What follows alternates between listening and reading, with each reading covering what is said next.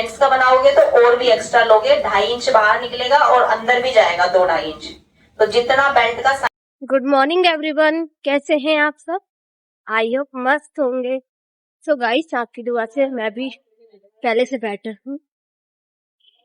तो guys, video को like और चैनल को सब्सक्राइब कर देना और निशा मैम से डेली कुछ ना कुछ सीखते रहें। अगर आप ये वीडियो वॉच करते हैं तो वीडियो को लाइक और चैनल को सब्सक्राइब से ज्यादा thank you Nisha ma'am comment box करेंगे। आज मैं देखना चाहती हूँ आप लोगों को निशा मैम की टेक्निक और वीडियो कितनी अच्छी लगती है।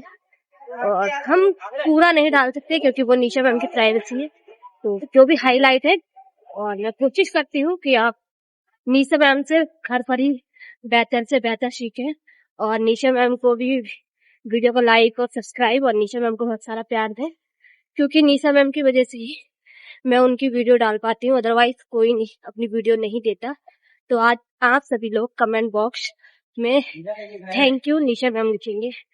मुझे कोई थैंक्स नहीं बोलेगा क्योंकि ये सब निशा मैम की वजह से हो रहा है। तो आज मैं भी बोल रही हूँ thank you so much Nisha ma'am, और आप लोग भी कमेंट करेंगे thank you so much Nisha ma'am. Finally guys, हम कोचिंग कर चुके हैं। Good morning sir.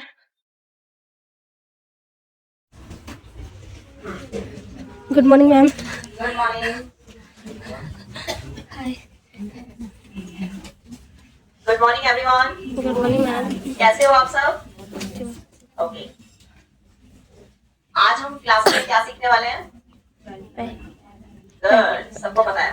तो आज हम फॉर्मल पैंट में जिप लगाना सीखेंगे और उसके साथ साथ पैंट में बेल्ट अटैच करना सीखेंगे। अभी किसी ने अटैच तो नहीं किया है ना? मैंने कल भी आप लोगों को बताया था कि आप लोग सिर्फ उतना ही काम करेंगे जितना आप लोगों को बताया जा रहा है। अपने आप सब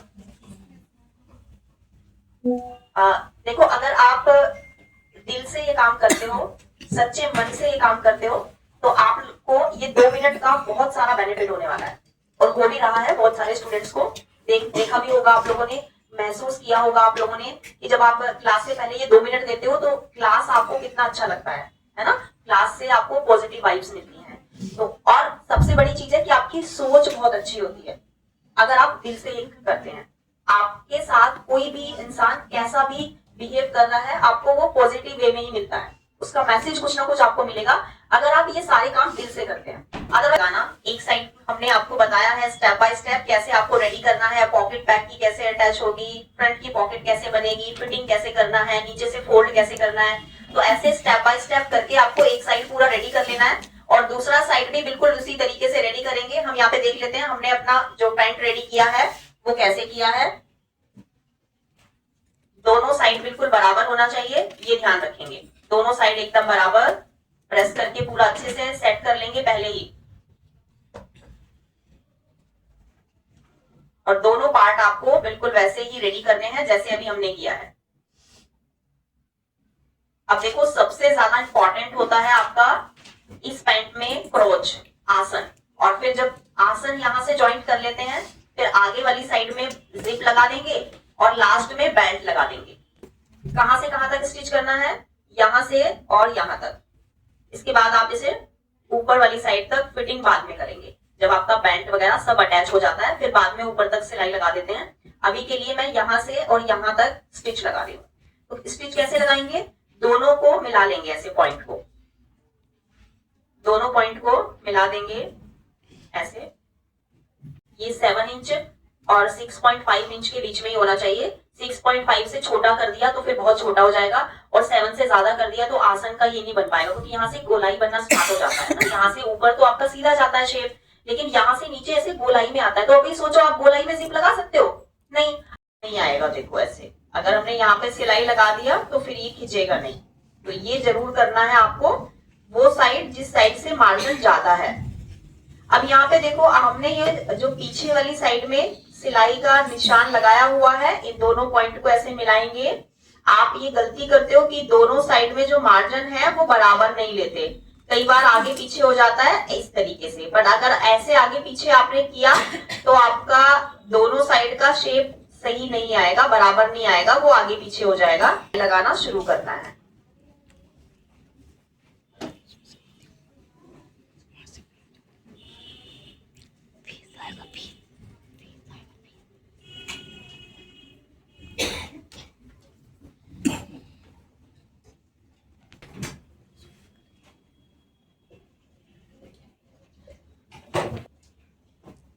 हटा लेंगे और फिर ये वाली सिलाई को ऐसे बिल्कुल बराबर रखना है। देखो ऊपर से और नीचे तक सिलाई को बिल्कुल बराबर रखना है। शेप भी है, यहाँ पे राउंड शेप है इसीलिए।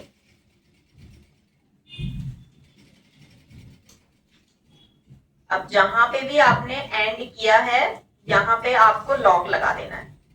लॉक लगाना जरूरी है क्योंकि ये सिलाई आपकी यहां से खुलनी नहीं चाहिए।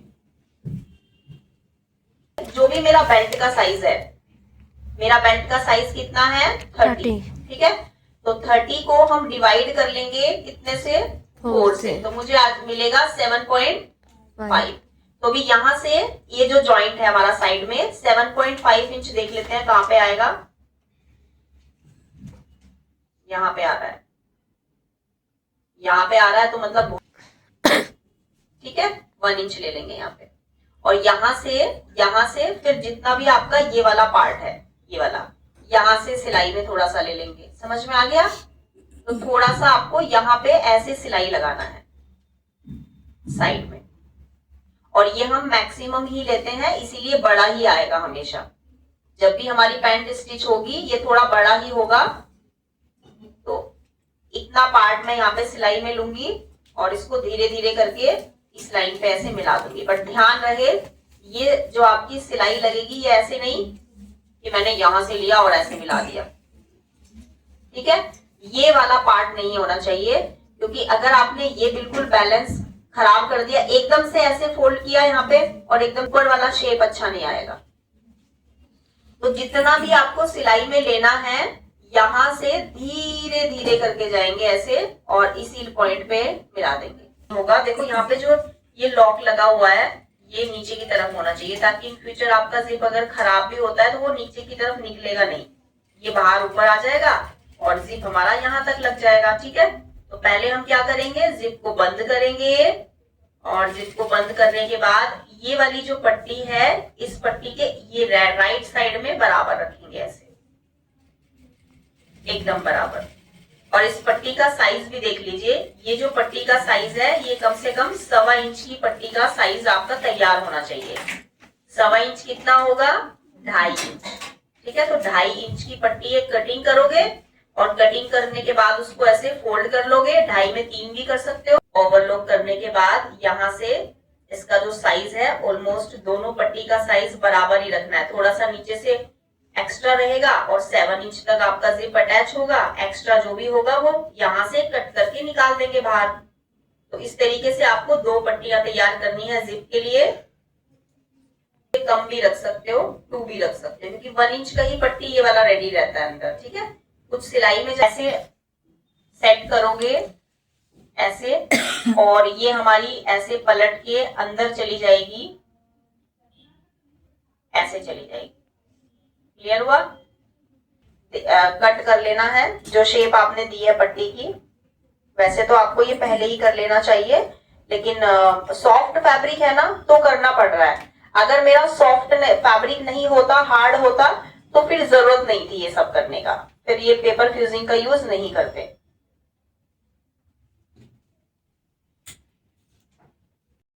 कि अगर क्वालिटी अच्छी होती है तो बबल्स वैसे भी नहीं आता, लेकिन अगर क्वालिटी अच्छी नहीं है तो हल्का फुल्का बबल्स फिर भी आ जाता है क्योंकि वो अच्छे से पेस्ट नहीं होती। क्वालिटी अच्छी होती है तो चिपक जाता है अच्छे से कपड़े पे और अगर नहीं होता तो फिर वो बबल्स देता ही है ऊपर से फिर से। चलो अब हमारा ये सारा काम हो चुका है, अब हम जिप लगाना स्टार्ट करेंगे। तो ये जितना भी सामान हमने रेडी किया है, फ्लैप दोनों रेडी किए हैं, हमें जिप लगाना है। तो अब हम जिप लगाते हैं। सिलाई पास में ही आए, बस आपको इसको इसके साथ अटैच करना है। सिलाई कहीं पे भी आ रही है, छोटी बड़ी हो रही है, जिगजैग बन रहा है, कोई फर्क नहीं पड़ता, बस अटैच करना है। आगे पीछे है, सिलाई कैसे भी आ रही है, फिनिशिंग नहीं आ रही है तो भी चलेगा क्योंकि हमारा भी मेन मोटिव है कि हमें इस फ्लैप के साथ सिर्फ जिप को अटैच करना है। जिप ओपन करेंगे और एक बार देख लेंगे कि कितना हमारा ये पार्ट बाहर आ रहा है, ठीक है, ये ध्यान रखना है। अब जब आप देखो ऐसे, समझ में आया? ऐसे तो ऐसे सेट करेंगे, चाहे तो इस पे यहाँ पे ऐसे किनारी पे प्रेस भी कर दें। तो अभी ये ऊपर से सिलाई लगाना स्टार्ट करेंगे। सिंगल बूट की भी जरूरत नहीं है, डबल वाले बूट से भी आपका अच्छे से आ जाता है। को लग रहा है कि मैं तो सेट नहीं कर पा रही हूँ, तो सुई धागे से ऐसे करके कर ले, या फिर इसको ऐसे प्रेस कर ले। ठीक है, चलो प्रेस ही कर लेती हूँ, वरना फिर और किनारे पर सिलाई लगा देना। तो प्रेस करने का आलस ना करें। अब आपको पता भी चल गया ना प्रेस करने के कितने फायदे हैं।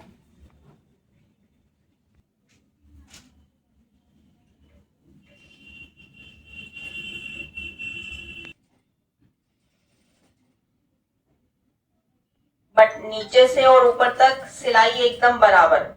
अगर सिलाई में जरा भी जिगजैग आया या फिर सिलाई में जरा सा भी इस तरीके से लगा कि फिनिशिंग नहीं आ रही है, तो वापस से खोल के फिर से ये वाली सिलाई लगानी है, पर आनी चाहिए सफाई। अब आप देखो मैंने जो सिलाई लगाई है वो कैसे लगाई है, एकदम बराबर में आ रही है। ठीक है, अब ये बराबर में तो लगा दिए, कहीं पता चले ये इतना बराबर में लग गई है कि मेरी जिप भी बंद नहीं हो रही है ना। कई बार ऐसा हो जाता है ना कि आपकी जिप लगाते लगाते जिप के ऊपर ही सिलाई भी चढ़ जाती है। तो जो धागे आपको लग रहे हैं ना बाहर निकले हैं, उनको सबको पहले काट लीजिए, कट कर सीधी आ रही है ऐसे। तो ऐसे ही आपकी भी आनी चाहिए। ठीक है, अगर जिगजैग बन रहा है तो खोलो, जब तक प्रैक्टिस करते रहो जब तक ये बिल्कुल सीधा नहीं आ जाता। जबकि मेरा बूट ना मैंने साइड में सेट किया हुआ है, नोटिस करोगे आप, मेरी जो निडल है ना वो साइड में है बहुत पहले से ही।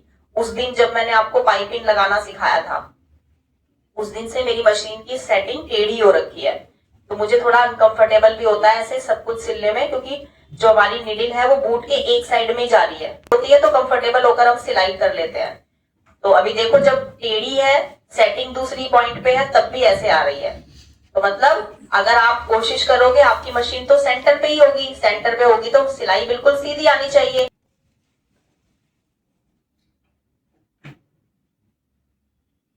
जरूरी भी नहीं है पेस्ट करना है, छोड़ दो इसे। ठीक है, छोड़ देते हैं। ये वाला पॉइंट, ये वाला जो हमारा दूसरा फ्लैप है, ये इसके साथ अटैच करना है। तो अब मैं इसके साथ कैसे अटैच करूं, ये छोटी छोटी सी चीजें हैं, मुझे फिनिशिंग चाहिए इसलिए मैं थोड़ा ध्यान दे रही हूँ आपके ऊपर। जहां पे जिप लगा है और ये पॉकेट लगा है, इसको हम ऐसे नाप लेंगे, यहां से ऐसे नापेंगे, और जितना भी आपका ये वाला पॉइंट आया है इधर, इतना इधर भी लेंगे, तो आपको पता चल जाएगा आपको कितना फोल्ड करना है। ठीक है, इससे एक लाइन ज्यादा ही होना चाहिए, एक लाइन ज्यादा सिर्फ।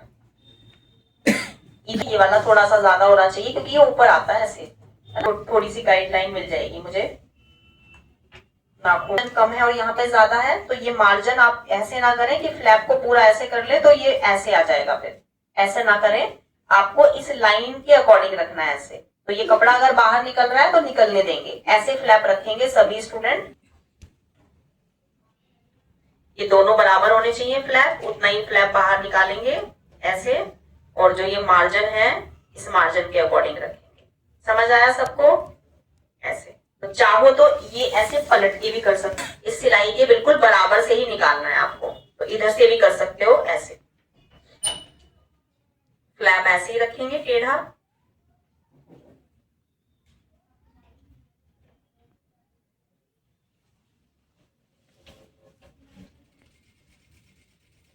नाखून से मैंने जो लाइन बनाई हुई है नेल से, वो मुझे नजर आ रही है हल्की हल्की, तो वही मेरी गाइडलाइन है, मैं उसी को ध्यान में रखते हुए ये सिलाई लगा रही हूं।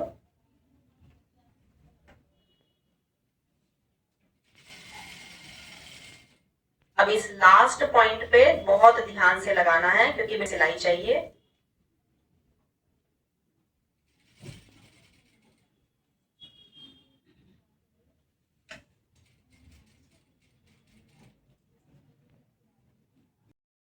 देखो थोड़ा सा एक मतलब 1 सेंटीमीटर जितना गैप है भी चलेगा, ठीक है, दौड़ेगा। अब ये और किनारे पे टॉप स्टिच लगाएंगे। देखो अगर इतना गैप भी रहेगा तो चलेगा, इससे ज्यादा रहेगा तो फिर से लगानी पड़ेगी सिलाई, ध्यान रखोगे।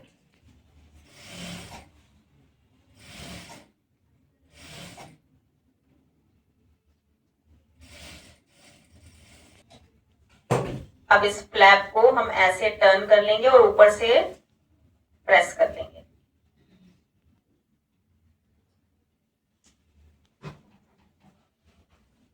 समझ आया सबको? ऐसे अब प्रेस करनी है, ये प्रेस करना जरूरी है इसके ऊपर, तभी हम ऊपर। चलो अब वापस से चलते हैं। पार्ट आपका ऐसे ना हो जाए, इधर की तरफ ना चला जाए, तो यहाँ पे ना 2 और बॉल पिन लगा देंगे। ऐसे जो हो रहा है वहीं पे बॉल पिन लगा देंगे। ऐसे जिप को एक दूसरे के साथ स्टिच करना है, फ्लैप और जिप ऐसे कर लेंगे टर्न, और यहाँ पे सिलाई लगाना स्टार्ट करें। कभी भी सिलाई में खिंचाव आ जाता है, पट्टी सीधी ना हो, तो बहुत ध्यान से खोल के फिर से सिलाई लगा देंगे।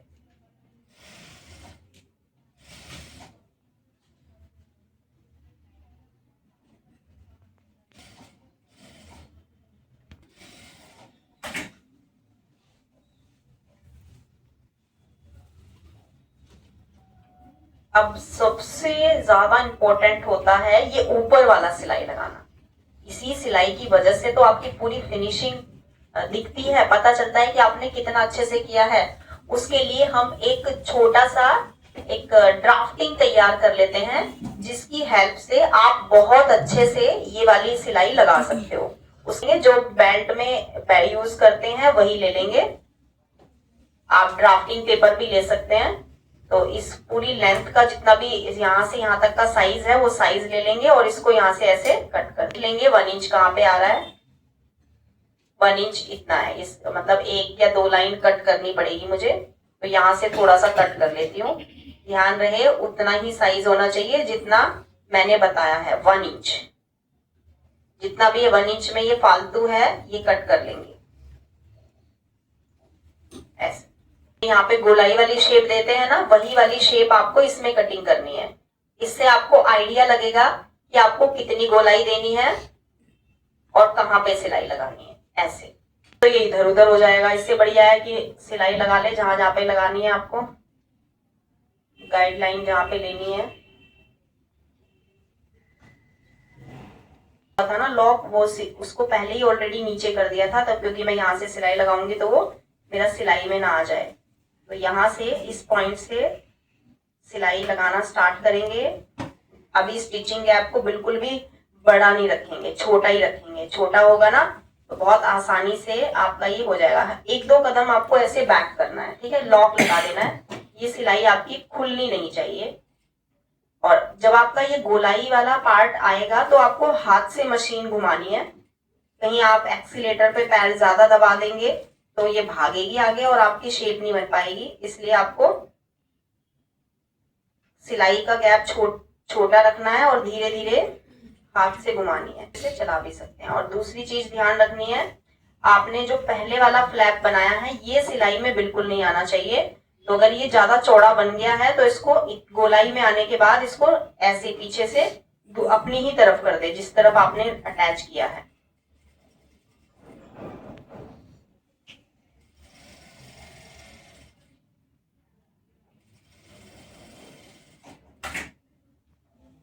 जब आप ये वाली सिलाई लगाएंगे तो पीछे जो ये वाला पार्ट है ना, ये ना सिल जाए, इसीलिए बोल रही हूँ बार बार, ठीक है। अगर ये सिलता है तो इसको ऐसे कर लेंगे। यहाँ से गोलाई में जब आप सिलाई लगाते हो, गोलाई में सिलाई लगाते हो तो गोलाई में सिलाई लगाते हुए ये वाला पार्ट सिलना नहीं चाहिए। इसके बाद आपको इसे इधर कर देना है, यहाँ तक तो इसी को ले लेना है। मैं इधर उधर देख ही नहीं रही हूँ, मेरा तो पूरा फोकस मेरी इस बूट के साइड में है, मुझे पूरी पट्टी में।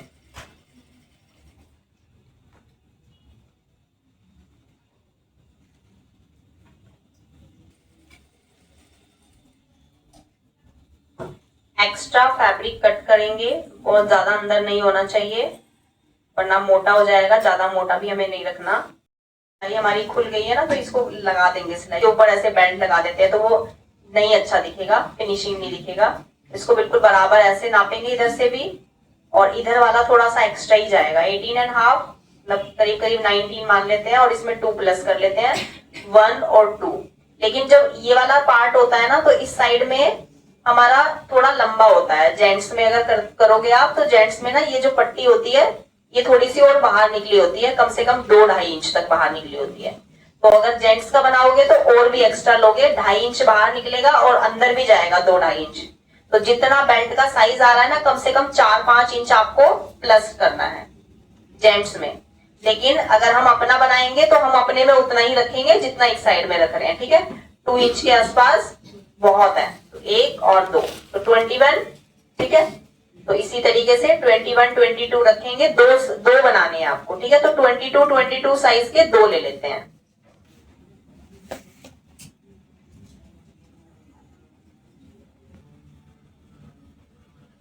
ऐसे कपड़ा की कटिंग कर लेती हूँ, इजी रहेगा।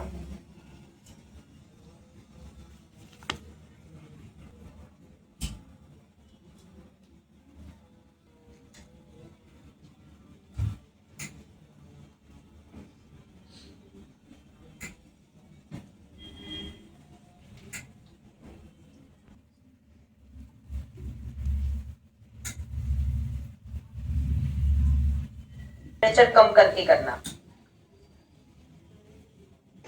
तो जब तक अच्छे से, क्योंकि आपने देखा होगा जो फॉर्मल पैंट का बेल्ट होता है वो वॉश करने पे भी निकलता नहीं है, से लगा होता है, क्योंकि उसको पहले फिनिशिंग से पेस्ट भी करना होता है। उसके लिए आपकी ये वाली जो पेस्टिंग है ये अच्छी क्वालिटी की होनी चाहिए। पहले भी मैंने बताया था कि ये पेस्टिंग जो आप लेंगे बेल्ट के लिए ये अच्छी क्वालिटी की लेनी है, ताकि आप कपड़े पर इसको पेस्ट करेंगे तो सबसे पहले तो कपड़े में बबल्स नहीं आए, उसका ध्यान रखना है। दूसरा, ये अच्छे से चिपक जाए, अच्छे से पेस्ट हो जाए। ये जो पट्टी है हमारी, ये हमारा ही बेल्ट को बहुत अच्छा लुक देती है, तो आपको ये पट्टी का जरूर यूज करना चाहिए, क्योंकि जब आप इस पट्टी का यूज करोगे तो आपका जो बेल्ट है वो एकदम फिनिशिंग से दिखेगा, ठीक है।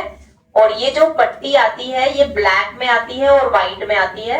अगर आपकी पैंट में पॉकेट का कलर व्हाइट है, या आप अपनी पैंट के अंदर जो पॉकेट लगा रहे हो व्हाइट कलर के कपड़े से लगा रहे हो, तो ये वाला पट्टी भी आपको व्हाइट कलर में ही लेना है।